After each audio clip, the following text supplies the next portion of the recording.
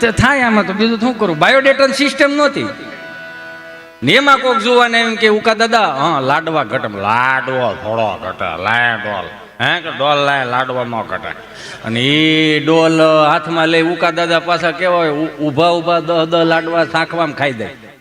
કોકનો બળદિયો બીમાર પડ્યો હોય, કોકની ગાય બીમાર પડી હોય, કોકની ભેંસ બીમાર પડી હોય તો ઉકા દાદાને સાયકલ લઈને બોલાવા જવા, હાલો ને અમારે ભેંસને નાળ પાવાની, બળદિયાને નાળ પાવાની, નાળ એટલે દવા પાવાની. અને આમ ભીખા થાય કે ઉકા દાદા આમ કોણી મારે ને ત્યાં તો બેહી જાય. હું કામ બળદ એવડું હોય, નાળ પાઈ દે લ્યો, મોરી મારે આમ અને ફીટ કરે નાળ પવાઈ જાય. ઈ ડોલ હાથમાં લઈ લાય ડોલ લાય ડોલ હું લાડવો હું ઘટે. અને ઈ પછી પંગતમાં ચડે, 5-7 પૂરા હોય, ડાલામતું માથું પૂળો પૂળો મૂછું માથે પાકડીને આમ હાયલા જાય. ઊભા ઊભા પૂછતા દે મૂકું એક લાડવો મૂકું, તને પૂછું આપું એક લાડવો, તે અડધા બીન ના ના મારે અડધો આને આપી દીધો, હું ક્યાં ખાટ લાડવો, મેં તો અડધો તો યાર હું ક્યાં લાડવો. હોમાં હું હરવા નીકળી જાય, લાડવાની ડોલ ભરેલી ને ભરેલી રહી. આ કહેવત આપણા બાપની છે આ, કે આ હોમાં હોહરવો નીકળે એવો થયો. તમે રાકેશભાઈ નું સ્વરૂપ જોઈ લો, આજ હોમાં હોહરવા નીકળી જાય. આ બધા આ કોઠાવીજના દાડા કહેવાય આને, એને હાંસવી રાખ્યું. એટલે કહું આજના યુવા પેઢીને કે આપણી ઘરે કોઈ વડીલ બેઠો હોય ને તો મોબાઈલના ડબલા ઓછા લેવા, અડધી કલાક એની પાસે બેહો. શું કામ? આ 70 વર્ષનો અનુભવ વિયો જાય ને રાખ થઈ જાય, પછી નહીં મળે, પછી નહીં મળે. આપ ઘણા મને પૂછે મને કે આ સૌથી મોટામાં મોટો નાથ કયો? તો આપણે સહજ કહીએ ને ભોળોનાથ. નહીં, ગૂગલનાથ. કેવો? ગૂગલનાથ. ઈ ક્યાં નવો નાથ આવ્યો? ગૂગલનાથ. ઈ કે ગૂગલનાથ, એને બધું પૂછે ને ખબર જ હોય. લ્યો મેં કીધું એવું બધું પૂછ્યું ખબર હોય? અમે પૂછ લે તારે 7 પેઢીનું નામ આવડે? કે હાલો અમારી 7 પેઢીના નામ આપો. તો ગૂગલ થોડો ઘેરે સા પીવા આવ્યો છે, તેને ખબર હોય. એ ગગજી બાપાને ખબર હોય તમારો વેલો ક્યાં ગયો છે. સહજ જ છે ને. આ ખોટું હોય તો પાછું આપો મને. નરવી વાસ્તવિકતા છે. આપણે કયા આભા મંડળમાં જીવી છે જ નથી ખબર પડતી. લ્યો પેલા કાંઈ નહોતું, એ તો જો નહોતું ખાવા એટલે મરી ગયા. અત્યારે ખાઈ ખાઈને મરી જવા. અને ગુજરાતી એક જ એવી પ્રજાતિ છે, ખાઈ ખાઈને હાલવા જાય, હાલીને પાછા ખાય. હાલા ના બા તો નીકળ્યા છે કોકો વિથ આઈસ્ક્રીમ ખાતા જાય. આ તો દાબો તમારે એમાં હું ન્યા. હમણાં એક દાદાને મારે પૂછાઈ ગયું હમણાં ગામડે ગઈ દિવાળી. મેં દાદા રામ રામ.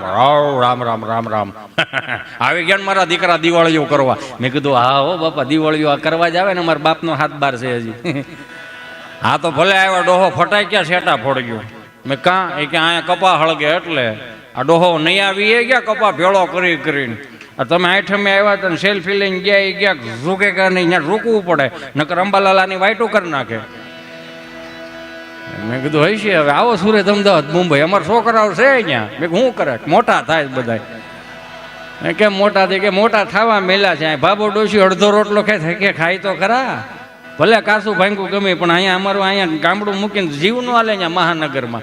અને મહાનગરમાં જાય તો હાલો 3 ટાણાનું ખાવા મળી, પણ છેલ્લે તો ઓલા વોચમેનની લાઈનમાં જ બેહવાનું ને ભાઈ. એની કરતા ઓટલો તોડી વાહવા જેવું ગઈ છે. હાલો મેં કીધું મોટા થવા શું કરું? કાંઈ નહીં, ઘઉં અહીંથી જાય, બાજરો અહીંથી જાય, તેલ અહીંથી જાય, બકાલું અહીંથી જાય. હાટુભાઈને હાળિયું જમણવાર કરવું એટલે શાહીના ભંભાઈ અહીંથી જાય. મેં કેમ શાહીના ભંભા? ઈ હું ભંભો? અરે ઓલો પ્લાસ્ટિકનો હવા 2 લીટરીયો ભંભો નો આવે? હા, એ 5-10 ઘર ફરે માડી તો એ 2 કળશા સાય મળે. હવે એ દુજાણા ક્યાંય રહ્યા છે. એ સાયનો ભંભો એ ઢાંકણો દે દે, સીધો સુરત, અમદાવાદ, મુંબઈ વિયો જાય. મેં તમારા ગામડામાં એ પ્લાસ્ટિકના હવા 2 લીટરીયા ભંભા મળી રહે? ના ના ભાઈ, આ જ્યાંથી ખાલી થતા હોય ત્યાંથી જ આવે ને. હમણાં રાહ પાકતો તો 2 કાચના સિંહા જીડ્યા. સવીને જાળી માંડી હોય કાચના સિંહ. હું ફોડે નાખતો તો ડોશી કે ભલેરિયા શીભડાને બી ભરવા ચાહે. એકમાં શીભડાને બી ફેર્યા, એકમાં મુખવાસ કર્યો. ત્યાં ગંગામાં આવ્યા. ગંગામાં કીધું આવા હારા સિંહા ક્યાંથી લાવી તમને?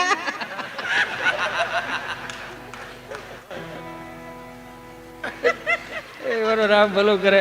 આમ હું આમ કાનેથી સાંભળેલું હોય ને એટલે આપણને મજા આવે. એવું ખુસર પુસર કરતા હોય.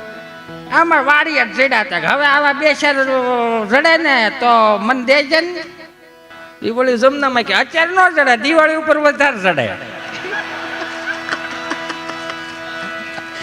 અત્યારે તો રાપો હકાઈ ગઈ ને સાહેબ ને ખાઈ ગયા. મારો રામ ભલું કરે. એ જો તો ખરા પ્રોગ્રામ આની વાડીએ કરે, ફોતરા આની વાડીએ નાખે.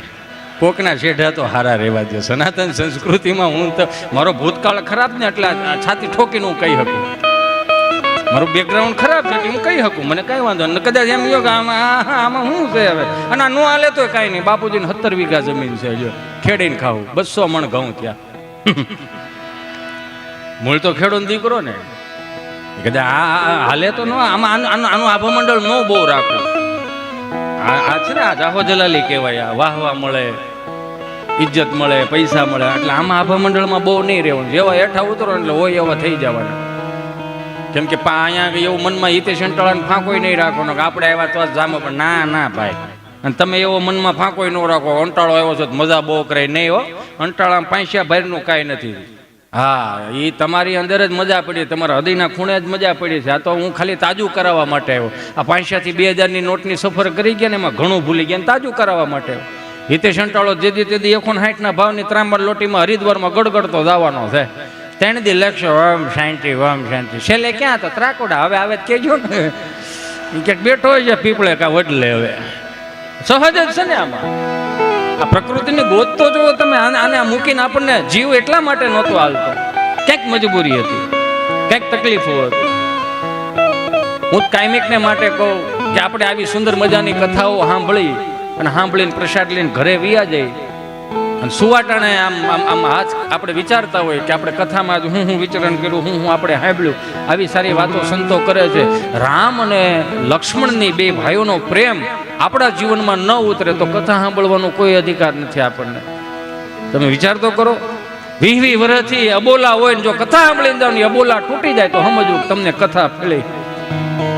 હમણાં બે શેરીની બેનો હોય છે ને, એને ઘરવાળાને પૂછે કે અમે અહીંયા કથા બેઠી છે જાય તો ઓલો ના પાડે ખરો. હા જાઓ ઘડીક જાઓ. કથામાં ગયા છે ને 10 વાગ્યા આવ્યા, પાણીપુરી ખાઈને નિરાયતે હાલીને. પછી ઓલા એને ઘરવાળાએ પૂછ્યું કે કથામાં કેવું? અરે વાત સાબત દો, હૈયું દળાય બાપા, લાયક સારું હતું. એમ થાય જોઈએ જ રાખી. અરે કેવું સરસ, તમે વાત જ જવા દો. કથામાં કેવું કે કથા સાંભળી, અરે પણ આટલું માણા હોય, હૈયું દળાતું, એમાં કથા સાંભળાય? ગયું ઉપરથી. હમણાં કથા સાંભળવા ગયો ત્યાંથી બોલતા ભગવાન પરમેશાન વક્તિ વિચારીને પ્રારબ્ધમ કર્મ ભોજમાનસમ કથામ ભવતિ હે પ્રભુ. આ કથા વાર્તાનો જે કોઈ લાભ લેશે મિત્રો એનો સ્વર્ગમાં વાસ થશે. કોને કોને જાવું છે સ્વર્ગમાં? તો બધા આંગળા ઓછા ગીરા. એમાં 2 જણા મારી પાસે હોઈ ગયા મોઢા કરીને. મેં તમને શું વાંધો? મને કે અમે આ ગામના જમાયું છે, આ બધા અહીંથી જાય એટલે સ્વર્ગ જ છે. કે આને અહીંથી સટકાવવાની આવ્યા હતા કથા સાંભળવાની ડીશું ધોવા બેહેરા. એ કે અમારા માણા ઘટે છે પણ તમારો વ્યવહાર ટૂંકામાં અમે શું કરીએ, અમને તો કથા સાંભળવા દો. એ મારો રામ ભલું કરે. આનંદ ગમે ત્યાંથી મળે, બસ હૃદય ચોખ્ખું રાખો, બુદ્ધિ તીક્ષ્ણ ન રાખો. અમને ખબર જ હોય અમુક જગ્યાએ જઈને અમારાથી મોટા કલાકારો નિશેવ જ બેઠા હાયલા જતા હોય. લ્યો હવે કે આની પછી આ જ આવશે. પ્રકૃતિના નિયમ મુજબ 2 વસ્તુ કરવાની છે. શું? અહીંયા આપણે ક્યાંય પણ સૂર્યચંદ્રના ક્યાંય ભાડા દેવા પડે નહીં. તો આનું જતન કરતા શીખી જાય. આ હું તમે જે રળીએ છીએ ને, હું તમે જે મોજ કરીએ છીએ ને, આપણી કાંડાની કમાણી ખરી, પણ એ પાછળથી કોઈ અદૃશ્ય શક્તિ જો કામ કરતી હોય ને, તો આપણા બાપ દાદાએ કરેલા ધર્મો, આપણા બાપ દાદાએ કરેલા કર્મો. થાળી આમ જમવા બે, થાળી પીરહણી ને સામે કદાચ કૂતરું આવીને બેઠે તો એક રોટલો થાળીમાં જ કાઢીને, હજી મોઢે નથી ગયો. જુઓ તમે, એની પેલા તો આપણી બા ચૂલે એ તાવડી ચડાવે, ગાયુના, કૂતરાના, સાધુ મહાત્માઓના રોટલા મૂકે, પછી આપણા રોટલા થતા. કદાચ બેઠા હોય ને જમવાનું, સામે કૂતરું આવે તો એક રોટલી મૂકે, અડધી રોટલી દે, મીંદડું આવે તો એને દે. અચાનક કોઈ કદાચ મહેમાન આવી ગયો હોય તેની પંગજમાંથી ઊભા થઈ જાય કે આવો બાપા હાલો ઠાકર જમાડી ગયો. આ આપણો ધર્મ હતો. 5 આંગળા ભેગા કરીને સાધુ મહાત્માઓને આપતા હતા. ગામની આરતી ઉતારતો જે કોઈ ભૂદેવનો દીકરો હોય, સાધુનો દીકરો હોય, એને ઘેરે પૂછવા જતા, કાચો સીધો આપવા જતા. આ આપણો ધર્મ હતો. નીકળી ક્યાં ગયું મને માફ કરજો. હવે 5 રૂપિયાનું બિસ્કીટ દે તો આપણે કૂતરા રે સેલ્ફી પડે.